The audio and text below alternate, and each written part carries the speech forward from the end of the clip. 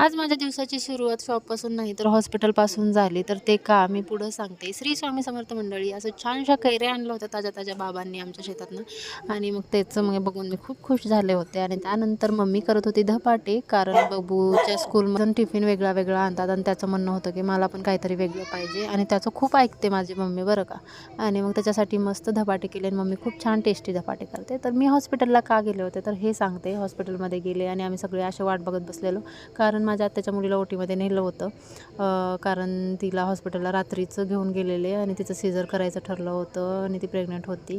तर तिला अशी क्यूटशी बेबी गर्ल झाली आहे आणि खूप क्यूट आहे आणि मला खूप आवडली. म्हणजे मला मुली खूपच आवडतात. त्यामुळं ती पण अशी खूप क्यूट झाली आहे आणि मला आवडली. त्यामुळे मग नंतर सागरने जिलेबी आणली जाऊन आणि मी म्हटलं ठीक आहे चला मी वाटते जिलेबी हॉस्पिटलमध्ये आणि मी पटकन जिलेबी घेतली आणि हॉस्पिटलमध्ये सगळ्या स्टाफला वगैरे जिलेबी वाटायला घेतली आणि मला मुलगी झाल्यामुळं जास्तच आनंद झाला होता आणि त्यामुळं मग हे काम तर मीच करणार होते आणि मला कशी थोडी सवय आहे सगळ्यांशी हसून छान बोलणे. त्यानंतर मला जायचं होतं माझ्या शॉपला कारण मुली येऊन थांबल्या होत्या आणि शॉपची चावी माझ्याकडेच असल्यामुळे मला लवकर जावं लागलं आणि मग नंतर शॉपला गेले, क्लास घेतला आणि माझं काम होतं ते पेंडिंग काम केलं कारण ऑर्डर चालू झालेत आणि ते पण कंप्लीट कराव्या लागतात आणि ते नंतर करून मी परत संध्याकाळी हॉस्पिटलला येते घेऊन गेले बबूला आणि त्याला पण ती मुलगी दाखवली आणि तसाच असा दिवस संपला. तर उद्या भेटू. बाय.